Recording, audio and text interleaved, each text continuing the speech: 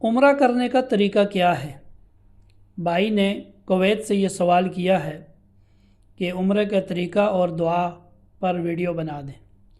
عمرہ کرنے کا طریقہ یہ ہے کہ جب آپ یہاں سے جائیں گے سعودی عرب مکہ مکرمہ کے قریب، جو آپ کو میقات لگتا ہے، آپ کس طرف سے آ رہے ہیں میرے علم میں نہیں ہے، جب آپ میقات پہ پہنچتے ہیں، میقات وہ جگہ ہے جہاں سے احرام باندھا جاتا ہے۔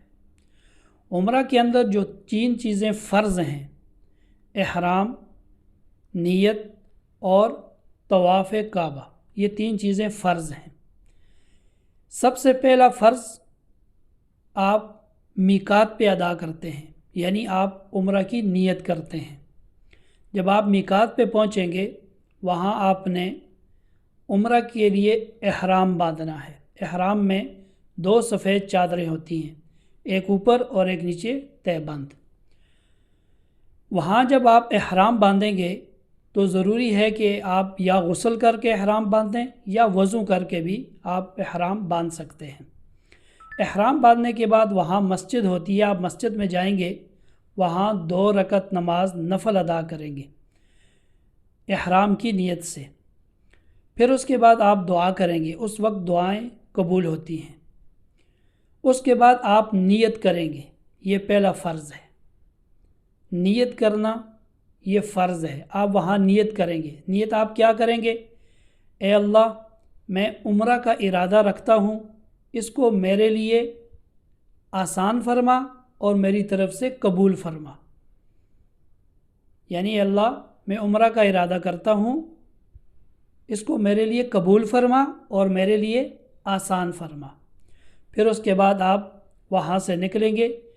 اس کے بعد آپ پر احرام کی پابندیاں لازم ہو جاتی ہیں۔ احرام کی پابندیاں کیا ہیں؟ کہ احرام باندھنے کے بعد آپ خوشبو نہیں لگا سکتے، بدن پہ تیل نہیں لگا سکتے، اور اسی طرح بدن پہ یا سر پہ یا داڑھی پہ آپ ہاتھ نہیں مار سکتے جس سے آپ کے بال ٹوٹ کے گریں۔ ان چیزوں کا احتیاط کرنا بہت ضروری ہے۔ پھر آپ جب مکہ کی طرف روانہ ہوں گے تو ہر قسم کی لغویات، خرافات، موبائل کے اندر چیزیں دیکھنا، ان چیزوں سے اپنے آپ کو بچا کے رکھیں، کیونکہ اب آپ محرم ہو چکے ہیں۔ پھر آپ تلبیہ پڑھیں، لبیک اللہم لبیک لا شریک لک لبیک ان الحمد والنعمت لک والملک لا شریک لک، یہ آپ پڑھتے جائیں۔ اس کے بعد جب آپ مکہ مکرمہ پہنچیں گے، آپ گاڑی پہ جاتے ہیں، وہ آپ کو ہوٹل میں لے کے جاتے ہیں، تو آپ نے اگر وہاں وضو کرنا ہے تو آپ وضو بھی کر سکتے ہیں۔ اگر آپ زیادہ تھکے ہوئے تو تھوڑی دیر کے لیے آپ احرام کی حالت میں آرام بھی کر سکتے ہیں۔ تو آرام کرنے کے بعد پھر آپ جو ہے وہ مسجد احرام کی طرف جائیں، بیت اللہ کی طرف۔ تو جب آپ وہاں داخل ہوں گے اندر، تو جب آپ کی نظر پڑے بیت اللہ پر تو دعا کریں، وہ بھی دعاؤں کی قبولیت کا وقت ہوتا ہے۔ پھر آپ نے دوسرا فرض وہاں ادا کرنا ہے، وہ ہے طواف۔ یہ دوسرا فرض ہے۔ ایک آپ نے میقات پہ ادا کیا، یعنی آپ نے نیت کی، اور دوسرا فرض جو ہے وہ آپ نے کہاں ادا کرنا ہے؟ ابھی آپ نے طواف کرنا ہے، یعنی خانہ کعبہ کے گرد جو 7 چکر لگائے جاتے ہیں اس کو طواف کہتے ہیں۔ آپ نے وہاں دیکھنا ہے، حجر اسود کے سامنے ایک سبز لائٹ لگی ہوتی ہے، وہاں آپ نے جا کر کھڑے ہونا ہے، اور اپنے دونوں ہاتھ، اگر آپ حجر اسود کو بوسہ دے سکتے ہیں تو ٹھیک ہے، نہیں دے سکتے تو اپنے دونوں ہاتھ حجر اسود کی طرف اس طرح کرنے، بسم اللہ اللہ اکبر، اپنے ہاتھوں کو چوم لینا ہے۔ پھر اس کے بعد وہاں سے آپ نے طواف شروع کرنا ہے۔ اب آپ نے 7 چکر لگانے ہیں۔ ان 7 چکروں میں آپ جو آپ کو دعائیں آتی ہیں، درود پاک، استغفار، قرآن کی کچھ آیات، کچھ سورہ، کوئی دعا، اللہم ربنا آتنا فی الدنیا حسنہ وفی الآخرۃ حسنہ وقنا عذاب النار، اللہم اغفر لی ذنبی وسع لی داری وبارک لی فی رزقی، جو بھی آپ کو دعائیں آتی ہیں وہ آپ دعائیں کرتے جائیں۔ 7 چکروں کے اندر آپ نے یہ دعائیں کرتے رہنی ہیں۔ ایک چکر مکمل ہونے کے بعد آپ نے پھر جو ہے حجر اسود کی طرف ایسے ہاتھ کرنے ہیں اور ہاتھوں کو چوم لینا ہے۔ یہ قائم مقام ہے حجر اسود کو بوسہ دینے کے۔ رش کی وجہ سے آپ وہاں حجر اسود تک نہیں پہنچ سکتے، اس کو بوسہ نہیں دے سکتے، تو لہٰذا دور سے اگر آپ ایسا کریں گے تو یہ بوسہ ہی شمار ہوگا۔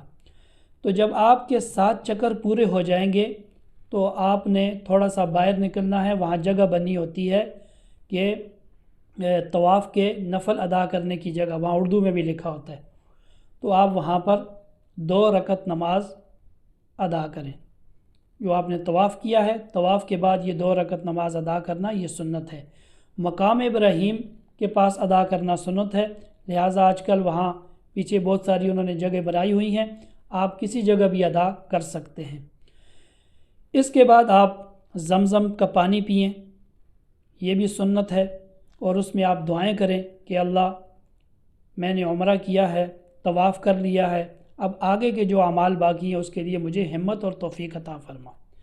پھر اس کے بعد وہیں سے آپ باہر نکلیں گے تو آگے سعی کی جگہ ہے، وہاں لکھا ہوتا ہے، بورڈ لگے ہوتے ہیں سعی کی جگہ، وہاں پر آپ نے جانا ہے صفا کی طرف، وہاں سے آپ نے بیت اللہ کی طرف منہ کر کے پھر دونوں ہاتھوں کو ایسے بیت اللہ کے سامنے کر کے بسم اللہ اللہ اکبر، پھر اس کے بعد اگر آپ کو یہ آیت آتی ہے ان الصفا والمروۃ من شعائر اللہ فمن حج البیت واعتمر فلا جناح علیہ ان یطوف بہما ومن تطوع خیرا فإن اللہ شاکر علیم، اگر آپ کو یہ آیت آتی ہے تو اس آیت کو بھی پڑھیں اور صفا سے جو ہے وہ آپ سعی شروع کر دیں۔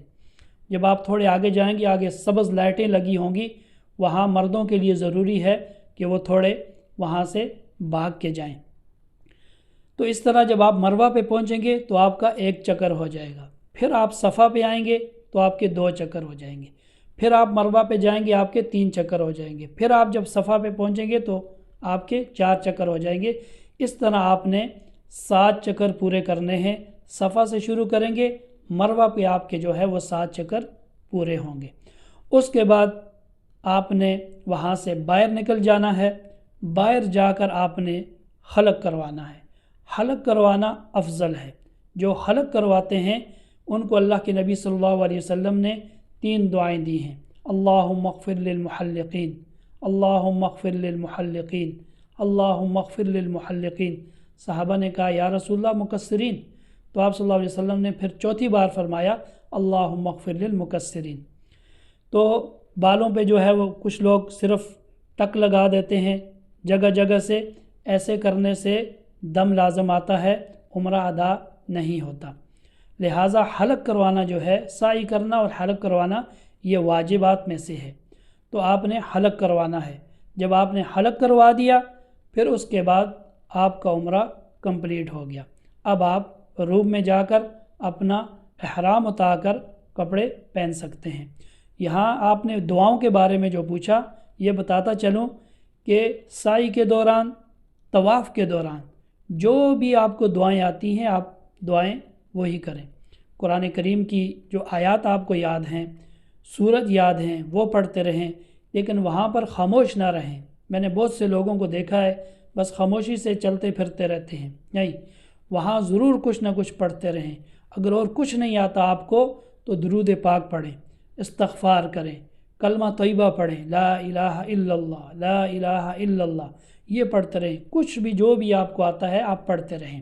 آپ کی زبان جو ہے اس پر اللہ کا ذکر جاری رہنا چاہیے، کیونکہ وہ بہت بڑا مقام ہے، بہت بڑی جگہ ہے۔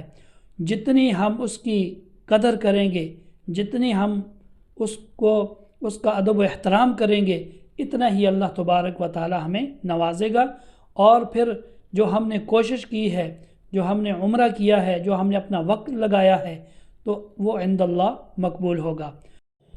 تو آپ کا عمرہ اس طرح کمپلیٹ ہو جائے گا۔ پھر اس کے بعد آپ نمازیں پڑھیں، وہاں پر زیادہ سے زیادہ قرآن کی تلاوت کریں، ذکر و اذکار کریں، اپنی دعاؤں میں ساری امت کو یاد رکھیں، اور میرے لیے بھی خصوصی دعا کرنا۔ اللہ تبارک و تعالی آپ کا عمرہ قبول و منظور فرمائے، آمین یا رب العالمین۔